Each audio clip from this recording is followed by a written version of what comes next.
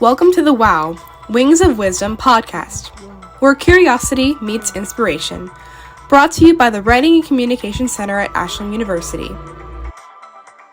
In each episode, we invite a remarkable guest from our university community to share their journey, explore the power of communication, and unveil the strategies they use to guide students toward growth and success.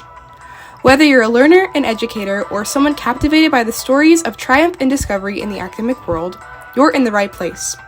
So settle in, open your mind, and prepare to soar on the wings of wisdom. Well, good afternoon and welcome to another episode of the WoW, Wings of Wisdom. My name is Mohsin Bensaid and I direct the Writing Communication Center.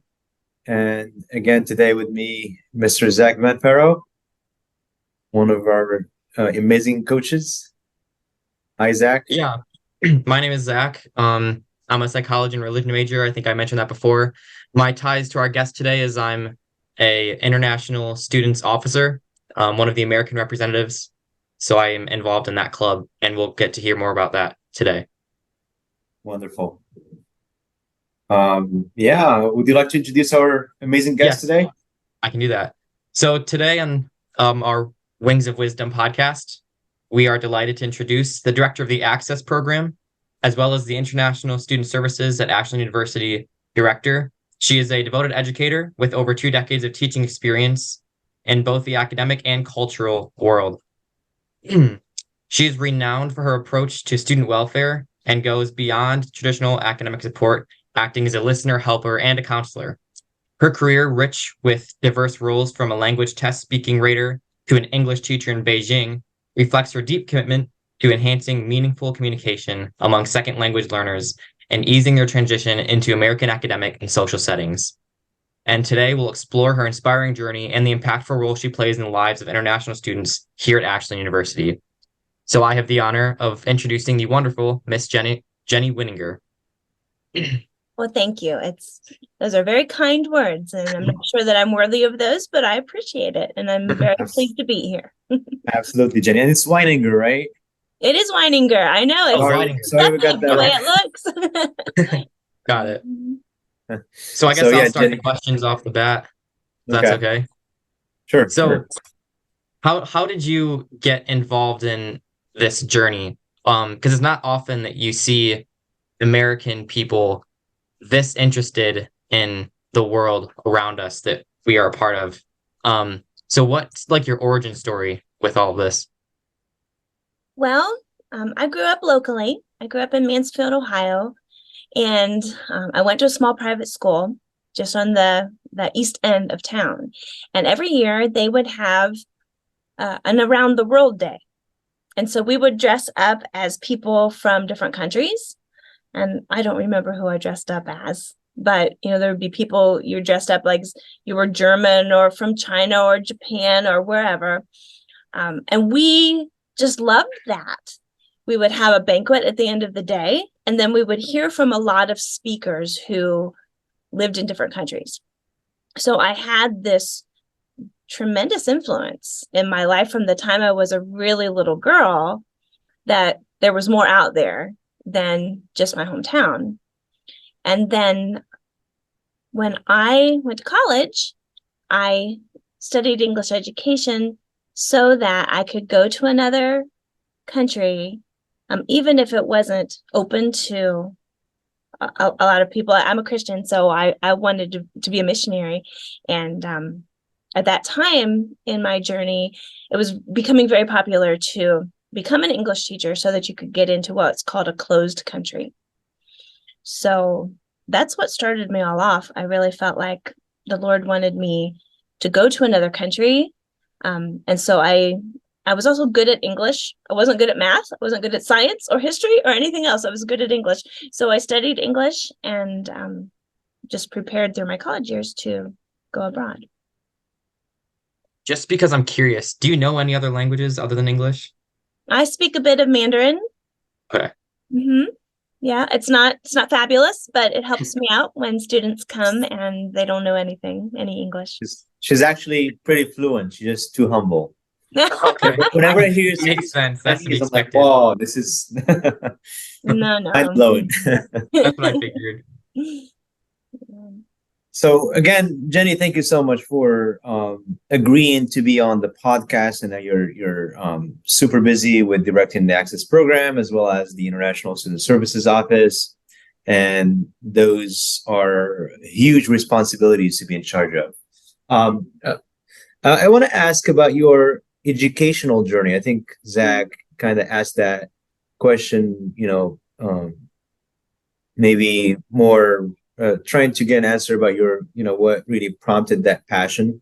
Mhm. But what about your educational journey, especially in college? Well, when I first went to college, teaching English as a second language was just becoming its own field.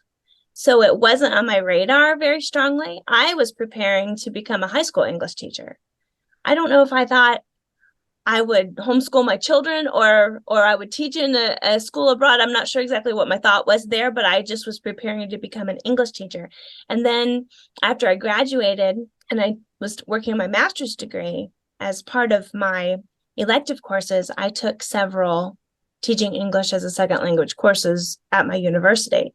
There was no major, there was no master's offered at that time. So I went to China and I taught with my limited knowledge of TESOL for 10 years, figured a few things out myself. And then when I moved back to the United States, I started to work in the Access program as an adjunct and then as a full-time teacher. And Mohsin, as you know, because we worked together, we got a boss who said, hey, you're going to need a master's degree in teaching English as a second language because we needed an accreditation. And that was the requirement, was that you have a master's specifically in that area. So then I went up to a program it was for people who were already teaching. And I took 2 different summers and then the school year in between as my student teaching, and was able to get that additional master's degree. So I'm grateful for that. It was a good thing. Wonderful. Wonderful. So what's new with the Access program? I know Access has a special, place in our hearts, right? Mm-hmm. And also for those who don't know the Access program, if you could briefly, explain what it is and also tell us what's new with the services and. Sure. Well, Access stands for Ashland Center for English Studies. Used to be Ashland College Center for English Studies, but now we're a university. So we have 2 C's in there and we don't need the one, but it's stuck. And the Access program is where we teach international students English if their English isn't at a level where they're ready to study academically. They might be able to go shopping or, visit an uncle in California, but they're not ready to get, an MBA with their English level. So at this time, we are slowly building back up after COVID. Mohsin, you remember the time when we had 60 students in the program. Right. 30 is probably about average for us. But right now we have 8, and we have a few more coming in the spring. So we're doing well. We are offering a 1-room schoolhouse sort of education at the moment. So David Carl, another friend of ours who's been teaching here for about a dozen years, is teaching all of them in one classroom. He just has different levels of materials, and he tries to keep it centered around one unifying topic. And then on Fridays, he's taking them around. He's doing the activities for me this year as well. Every Friday, we have a cultural event where we go to Amish country, or we go to a museum, or the home of a famous president, and they learn something in the classroom about what they're going to see, and then they go out and they have an assignment to do, so that they have to interact, interview people while they're out, or write a paper about what they saw. And most recently, we have been working on the Access Conference. And for several years, I know Mohsin, you participated in this when you were in Access with us.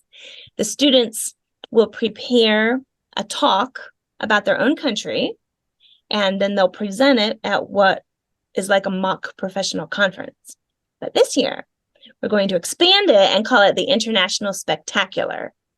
And I have just come back from the Ohio TESOL conference, where I had a big booth with 29 balloons to make it look festive. And we're going to invite international students from all over the state, high school and up in age. And they can present, or they can dance or sing, bring some artwork. So I'm really looking forward to what that might do for the program. That's amazing. So you presented at TESOL this year? I did. I went as a vendor and handed out flyers, and then I was able to present as a vendor. Oh, what an incredible idea. Wow. It was a blessing. And when you go to that kind of a place where everybody's like-minded about international students, they were excited about it. So that was encouraging. That's amazing. How does a student Go ahead, how does a Zach. student go about getting into the Access program? Because obviously we have a lot more than 8 international students. So is that something that they have to test out of, or is it something that you reach out to them or they reach out to you? How does that work? Well, the Access program is there for students who don't have a high enough English score to enter their major programs. So all international students, or most international students, have to submit like IELTS or a TOEFL English score before they can come to the university. And if the score isn't high enough, then they can be conditionally admitted by studying in the Access program. And then once they go through our program, they don't have to take a test again, because our program under our university they've agreed that finishing our program is good enough. You know, it's if you pass our program, you'll pass the IELTS. So I want to go back to that conference, yeah. Access Conference, International Spectacular. What a name. Yes. Incredible. So is there like a cap in terms of how many participants would be allowed to participate? At this time, there's not a cap. When we first opened it up, we were only thinking of allowing other students from universities and colleges. But when I went to the convention this past week, people kept saying, well, I teach high school students and they dance, you know, or I have a third grader and I homeschool him and I'd like to bring him just as an observer. So the more teachers I talked to, the more I thought, well, we've got to expand the age ranges. We also had people who teach immigrant populations, and they thought, well, they might build a greater sense of community by attending this. So I think I might have lost track of your question there in my explanation. No, that's wonderful. Yeah, you answered it. I was gonna say this is also a great marketing, strategy, especially focusing on the high school, population. Yes. Introduce them to AU and our services. Yeah. Yes. Well, part of the problem is balancing that, because some of the schools, like our rival school, Findlay, I'm friends with the IEP, the Intensive English Program Director there, and he wants to bring students, but his school doesn't want him to bring students because they don't want them to know there are other colleges out there. So, aren't they part of the tuition, network, tuition exchange program? They probably are, but their international students aren't going to get that, right? So, so we can market to the high school students, but I kind of promised the IEPs I wouldn't try to steal their students. Yeah. That's incredible. Yeah, that was my question, because we've talked before about retaining students and how difficult that is. So is that, do you think, the biggest challenge for Access and then the university as a whole, or how does that work? Well, retention is an issue. Some of the things that we find to be challenges are transportation and housing. Right now, there's not a lot of housing for graduate students in town. So we have opened up one floor in a dormitory specifically for graduate students, not just international graduate students, but all graduate students. I do think the only internationals live there right now. But so those are things that would deter students from staying. However, some good things are that we're going to start some STEM programs. They're in the works, and students would like to have a 3-year optional practical training after they graduate. So that's very attractive. the biggest problem right now is getting a visa. It has nothing to do with our school, nothing to do with our marketing or anything that we offer. Like, I have my international funnel data up right here. We have had 303 students deposit for this coming spring. They have to deposit $1,000 before they can come. And then that money goes to their tuition. But like, it's a hefty deposit to make sure they're serious about coming here. We've had 300 people deposit. And is it non-refundable? It's only refundable if they can't get their visa. Gotcha. Yeah, if they change their minds, it's non-refundable. But we've only got 14 people who have their visas so far. So that's a broader problem then. Yeah. It is a huge trend now with international students going to other countries because it's easier for them to obtain visas from the UK, Canada, Australia, New Zealand, and not the US, unfortunately. I want to ask about how our AU students and faculty can benefit from access without being, let's say, if I take a domestic student, how can they benefit from access without, being access students? Oh, well, I think the friendship is invaluable. Meeting with an access student, you're going to get a very sincere friendship because these students don't speak English as well as other direct admit international students. So I don't want to characterize them as being needy. That's not the right word, but they do need friends. So it will take a little bit of time to invest in that friendship. You have to be a little bit patient, because if you have, Bob from Saudi Arabia, who is a low intermediate level, he can't say everything that he wants to. So it'll take a little bit of patience to listen. But I think that contributes to the friendship. You have to be a good listener, and then you learn something about that person, and you become invested in them, and they in you. I think sometimes overseas students base their culture more on relationships than on time. Here in the West, we're like, oh man, I've got 5 minutes for you. Are you done? Okay, if you're not done, I'll see you later. But people from other cultures don't tend to be that way. They want to know who you are and what makes you tick, and they want to have a good time, and they don't care how many hours it takes. Yeah. So I think also, not necessarily politically, but just culturally, there are different ways to think about things. Okay, let's take, I've always got my little Diet Pepsi with me. I almost never drink it chilled anymore. I don't drink it hot, but I don't need ice for it. And before I went to China, I would have always needed a cup of ice because Americans got to have their ice. And when we went to China, we were somewhat frustrated because there's no ice. I can't get an ice cube to save my life, But now when I drink water, it doesn't have to be cold because the Chinese idea is your body will function better if you put warm things into it. Mm-hmm. And probably my 4th or 5th year over there, I started to think that makes sense. If I have an ache, I put a heating pad on. Why wouldn't I want to put heat in my body? So talking to the access students can give people a broader view of life, not necessarily about moral issues, but just about like ice cubes. There's another way to think about that, and it's not wrong. Yeah. So you're not making fun of other cultures, Right. How people go about their lives, basically. Right. Right. Yeah. Right. Different traditions, different customs. Zach, how many international friends do you have now?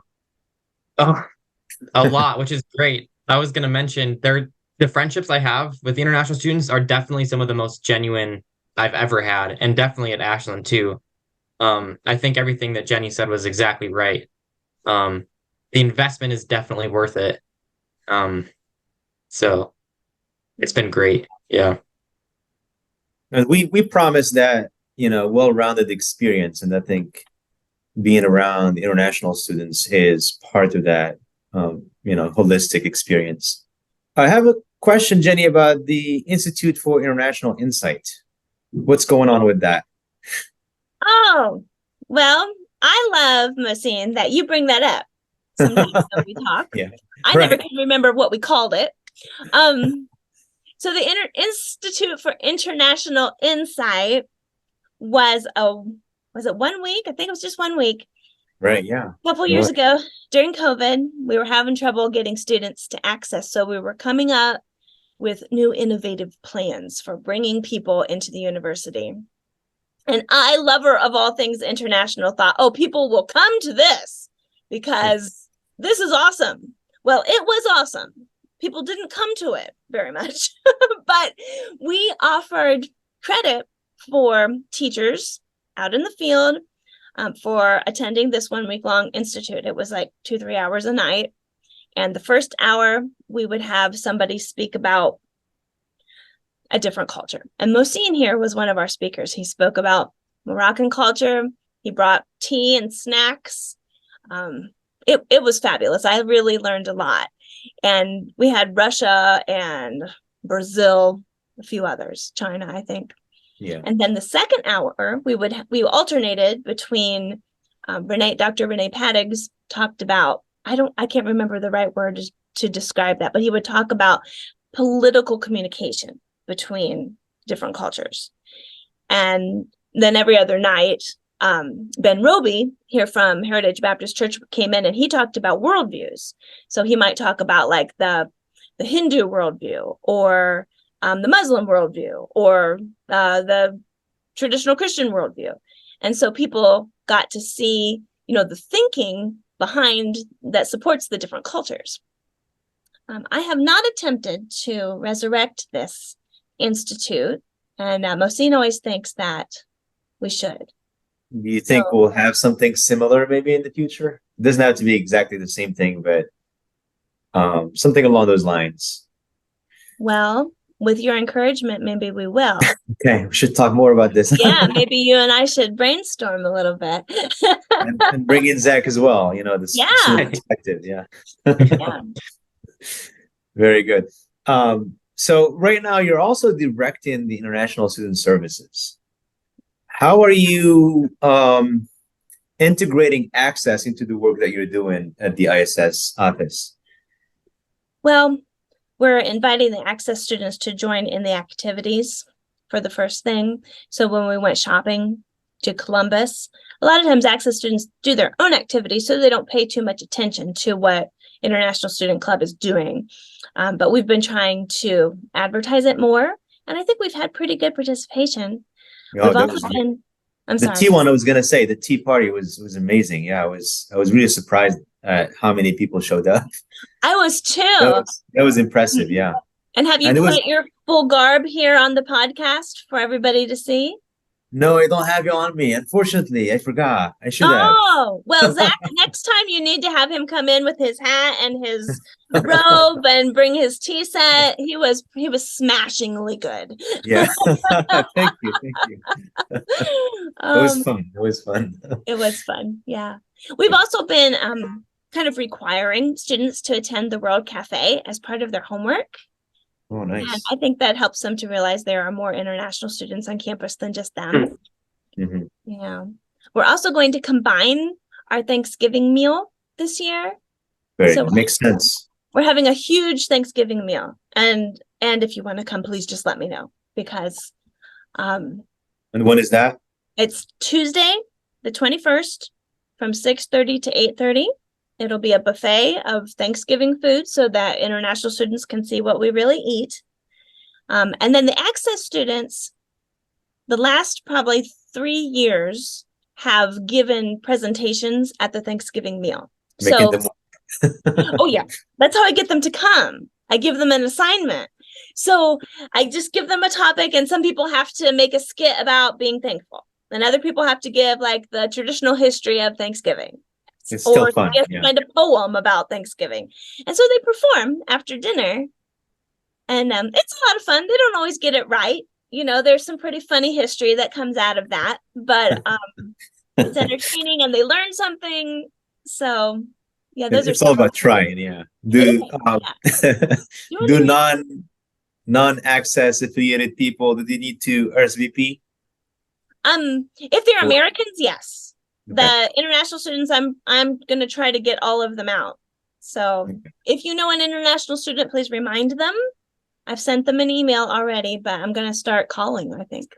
Will there be an announcement on the portal or via email? There won't be an announcement probably on the portal because it isn't for the whole university. Gotcha. It's for international students and their friends or people who have a keen interest in international people. I will send out, I've already sent a group email to all of the students, and I'll send an email pretty soon to like all of our faculty and staff constituents, which will include you. Mm-hmm. Oh, thank you. And Zach. And well, Zach, Zach, Zach already knows about it. Oh, yeah. He's an officer, yeah. Oh, yeah. That's amazing. Okay, cool. Maybe what advice do you have for our international students who are not access students? Advice for international students who are not access students. I would say try to get involved. Okay. Yeah, try to like join a club or come to the World Cafes. Meet American people while you're here. I've had students call me like a week before they're going to graduate and say, "Can you get together with me for lunch? I need to know something about American culture," because I've only talked to people from my own country the whole time I've been here. So I like to see people get involved and really enjoy the place where they're living. I'd also say, please come see me, because for those students who aren't access students, I don't always know them. You know, if I meet them at orientation, but let's say it's my first year doing this. So if they're a third-year student and they haven't come by the office, then I don't know who they are. I might know their name, but I don't know their face. So, you know, I would love to meet everybody. Especially maybe with graduate students, because they might have had, you know, different experiences abroad. Mm-hmm. So they feel more independent and maybe they feel that they don't need to mingle with other people. Right. From time to time I meet some grad students, international students, and they've been here for some time. I'm like, oh wow, how come I didn't meet with you before? Right. Mm-hmm. That's how I feel too. I look at my whole long list and I think, oh, I have 175 names, but I think I know about 30 of them personally. So I would love for folks to attend events and come around, you know, and get involved in the community. Very good. And speaking of community, how do you think other stakeholders can help access, especially access? You know, the hard time it's going through maybe the past 2-3 years, right, with COVID. How can we support access? How can we better promote access to our students, to maybe, you know, our friends abroad? Yeah. Well, I think if we start here with the community at home, you know, here at the school, I would say for folks to have faith in access, to hang in there until the student numbers come back, because they will. And I would never want to lose a gem like access because we have 2 or 3 years of trouble. So that's probably my first thing, so that we can continue to have one. And then secondly, I would say, don't be afraid to reach into the people's lives. You know, I'm trying to recruit some friendship families, people who will be willing to, you know, come for coffee once a month and meet with a student, or have them over to their house during the long winter break. Sometimes people just don't know that that's an option. They don't know how many international students we actually have here. Right. You know, and as far as supporting access students specifically, I would say, you know, invite somebody to lunch. That friendship is the most valuable thing that somebody can offer. And you don't really have to know anything about somebody else's culture. Everybody eats. You know, you can eat and smile, and you will have built this tremendous bond, you know. I would like to just give a shout out to Mohsin, you know, and to you, Zach, in the Writing and Communication Center, because you guys have sent people over to support my teacher, David. Like, we only have this one teacher right now, and he can't manage. I mean, he could, but with difficulty, you know. And so you've sent a helper over a couple times a week so that he can break the students up by level, and they can talk with that helper, and the helper can kind of guide under David's supervision. Oh, that has been a lifesaver. And then also, you've opened up the WCC to allow the international students to come and get tutoring. I have students that come every week, you know, And I'm really grateful for that. So I don't think that Access would be able to be functioning at the level it is if it weren't for the support, of Mohsin and tutors like Zach. So I'm really No, grateful. absolutely. Yeah. Yeah. We understand the value of the Access program. It's not just for international students, it's for the whole university. And we need that international community here on campus. We do. He adds Yeah, I so can't much say- value to the work that we do. Yeah. I can't say how many times international students have said, "Oh yeah, come home with me sometime. You can stay with my family, see what it's like." So it's really great. I still get messages, and Jenny, just today, right? Was it today? Right. You sent an email. Right. Students wishing us happy holidays, and yeah, from time to time I get emails from international students, former students, and they are always inviting us to their homes and their communities, their countries, and yeah, those connections are valuable. They're priceless, for sure. Jenny, you mentioned you lived in China for so long, right? Like over 10 years, right? About 10 years. Yeah, okay. So having worked with students from a variety of cultural backgrounds, what's the most interesting or unusual dish you've been introduced to by a student? Probably snake. My first year in China, I think it was my first trip to China. I was just there really? for the summer. And I'm wrong. The first year we went to Shanghai and we visited one of my friend's students at a restaurant, and they had kind of upscale food, and they had this really thin slice of snake, and then it was draped along a stand, but it was just really crunchy. They had made it kind of like bacon. So it didn't taste bad. It was just the idea that I was eating snake. And Right. I mean, you would eat it if you didn't know what it was. Would still taste good, right? Maybe. I think so. I think if you just had a piece of it, you would have thought you were eating bacon. So it wasn't, like, as far as putting it in your mouth, it didn't taste gross. I can't remember ever eating something where I thought, oh, this tastes disgusting. It's just always been the idea of what I'm eating. Like I'm eating cow stomach pate or shark fin soup or something like that. Yeah, to me also, like, getting over the texture that can be tough. One time I had one of the Chinese students share with me a dish he made, and it's supposed to be a delicacy. Chicken feet, right? Yeah. Mm-hmm. The actual, feet. Yes. And I was like, okay, I have been exposed to chicken feet. I'll try this. Thank you. And I couldn't do it. Sorry if you're watching the show. The experience goes both ways, because I know that the international students sometimes wish that we had some of their dishes around campus. So I know that sometimes it's different at, for example, Convo. I've heard good things, I've heard bad things about it from the international students, because they have to do the same thing. So yeah, absolutely. Yeah, it goes both ways. Yeah, a lot of students don't like the food here, and especially Asians. I think if you take them to Asian restaurants, they say, "Oh, this is not really Asian food." What are you getting? Peking restaurant on Main Street is not Chinese restaurant, or like American Chinese, right? Yeah. Well, I think another thing that was funny is you can get them here, but in China they'll have huge vats of pig's feet. And I think they boil them and drink beer and eat them while they're playing mahjong. And I never had I'm glad I didn't have the opportunity to eat pig's feet. But they are really a sight if you see them by the vatful. So. Oh, wow. In Morocco, I think maybe a most unusual thing that foreigners try is snails. So we have these outdoor vendors who sell basically like a bowl of snail soup with snails. Interesting. Yeah, Is that something you enjoy? I tried that, of course. Yeah. Whenever I go, I try that. But I'm just saying, like, for foreigners, it can be hard for them to get over, especially the texture of snail. Yeah, slimy.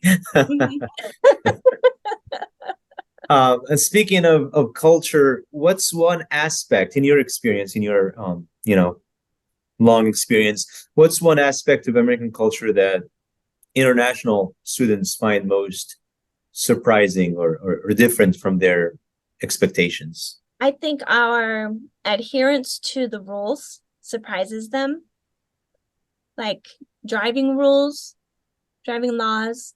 Oh yeah. Students often think that they're just suggestions because maybe in their home country it's not enforced as strictly. Mm. And then they end up in traffic court, and that's a real shock to them. Or the fact that, like, when the teacher says your paper margins really need to be here, or you need to use this font, they're not just suggestions, so trying to get students to understand, no, it's due at this time means that it's due at this time. That's probably the biggest thing, the time, our focus on time and rules and structure rather than being more relational and fluent. Yeah. Right. How Very about good. you?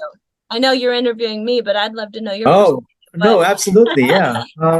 I think definitely that my first time in the US was in a small town in Pennsylvania called Carlisle Mhm. at Yeah. Dickinson College. And I come from, 1 million people city. So city with that population going to Carlisle, Pennsylvania, so small, and, crossing the road and people, stop and wait for you. And that was, wow, that was really, very, very surprising to me.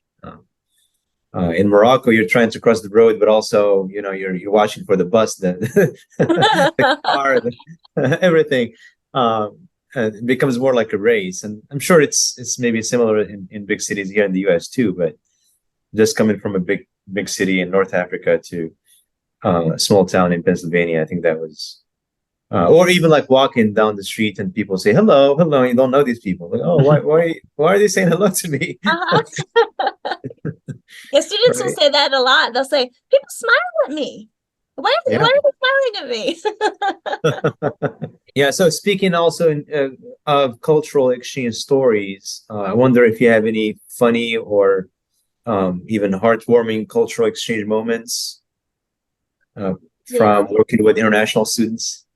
Yeah, in this particular situation, it took place between me and my Chinese mom. There was this lady at the school where I taught, and she just adopted me. I was 1 year older than her daughter, and she had lived in New York for a while. And so when she went back to China, she just wanted to return the favor. People had been kind to her in the States, and so she just adopted me. And there were 10 of us teachers, with my group at that school. So why she picked me, I don't know. But every fall, she would call me on the phone and she would say, now, Jenni, you need to wear more clothes. And at first I was like, I thought that was weird, but I wanted to be respectful. And I would say, okay, well, thank you very much, and she did it, time after time. But, she would get on the phone and she would say, wear more clothes. And then before the end of the conversation, I would say, I love you, Mei Sheng. Because, Americans, when they're close to you, that's just what they say. Right. Well, 1 year, it finally hit me why she was telling me to wear more clothes. And so when we talked on the phone, I said, Mei Sheng, the weather's getting colder now. Please make sure that you wear more clothes. And she said, I love you, Jenni. Oh. So, Wow. yeah. So that's always a big memory for me. Wow. Yeah. Just those connections that you make and what you get from those connections. I think there's no price tag that you can put on those, right? No, you can't. And you know each other, you stick with the relationship long enough that you understand what the other person is doing and why they're doing it. And it's difficult to explain to other people that kind of love that you have for somebody from another culture. Yeah. Because maybe those people didn't go with you or they didn't know that person. Are you still in touch with your host mother? I am. I recently lost my phone, and so right now I haven't been able to contact her for a few months because of that. I can't get back into my WeChat account, but I'm hopeful that I will still be able to. Yeah. I hope so. Yeah. Do you have any plans to travel to China? At this time, I don't. International admissions pretty much has China covered right now. So I don't have plans to travel to China. But I would like to go back to China. I would like to take my husband so he can see where I, grew up in my early 20s. And, not that everything will still be there, but it can't all have changed, right? So. Right. Maybe it's there, but it might be different. And that was my experience going back to Morocco, every other year. And I see a lot of changes. Maybe things are there, but they're different. Now, if you could choose any country to visit for, let's say, a cultural immersion trip with students, where would you go? With students. With students. My international students. It doesn't matter. Maybe international. Any student. Okay. Sorry, I'm putting you on the spot. Oh, that's a good question. That's a really good question. I never give questions to guests, and these questions just come, naturally through conversation. So. Well, I think that it's good for American students to go somewhere where the GDP isn't as high, so that they can experience that people live happily without so much stuff. Interesting. I think that really rearranges an American's face. Because the first time I went to China, they weren't as developed as they are now. So, people's clothes didn't match at that time. Our students wouldn't remember that, right? Because this is before they were born. But they wore what they had. And I visited a small city, and their rooms were small. It wasn't like they had a big, expansive apartment building with all of the newfangled gadgets. And I think even today you have a big, expansive apartment, and it's not nearly as big as the first floor of your house here in America. Oh, absolutely. Yeah. But I came home from that trip and I wanted to get rid of most of my clothes because I just realized, I've got way more than I really need. And, sometimes you get, as an American kid, you're like, oh, we got to go to McDonald's again today. You're complaining about the luxury that you have. And you don't know that there are other places in the world who they don't even have food, let alone luxury. So I think with an American population, I would want to go to a country that, maybe not is in complete poverty, but somewhere that's in the developing world, so that they can experience, and experience joy in the midst of not having. I think that's really beneficial for international students. I don't know, if I could take my access students somewhere in addition to America, I think I'd take them to Australia. Oh, wow. Okay. Yeah. Why Australia? Well, the accent is fun. They have all kinds of animals you can't find anywhere else in the world. To see a platypus and a koala bear and kangaroos and, your wide open plains. I think that would mess with their hearing, listening to the accent. Oh, yeah. Wait, you're going to have students calling you mate. Hey, mate. I might. By the end of that trip. Yeah. Oh. I know you're so busy with work and, also being a wife and a daughter and sister. With such a busy schedule, what's your favorite way to unwind and relax? Do you have any particular hobbies or activities that you do after work? Well, when I'm really exhausted, I like to shop online. And that's probably not my best habit, but I do like to sew. So when I have enough energy and I'm not completely exhausted, I like to thrift shop and get things that look like they're pretty good quality. Maybe they don't quite fit, and then take them home and make them fit. And my sister and my mother laugh at me because they say, Jen doesn't ever buy clothes that fit her. She just forces them to fit. So, I like that. And I like to make things from scratch as well. I have 2 sewing forms that I can pin, fabric to and make the shape the way I want it. So I haven't done that for a while. Because this semester it's been a learning curve, with the new job. But I always tell myself, tonight is the night I'm going to go home. And that came from living abroad, because when I was overseas, I was a lot smaller than I am now, but still, to try to buy a skirt or something, I had to buy 3 extra large, and I was probably a small here in America. So I just became a necessity. If I wanted something to wear, I had to sew it. And so, that's also an outgrowth of international life. Yeah. Did you make that blanket on your chair? No, but Okay. one of my best friends, we went together to serve in China, and she lived nearby. Her name is Sarah. I'm still in touch with her. She made that for me one year for Christmas when I was in China. So that's Amazing. it's going to stay with me for the rest of my life, sort of an item. And this question is for both of you. What advice do you have for our domestic students, our American students, I would say, yeah, in sure. I relation would to say, Access and ISS? yeah, I would say just reach out because it's worth it. 1, it's not that hard. 2, 3, it's important.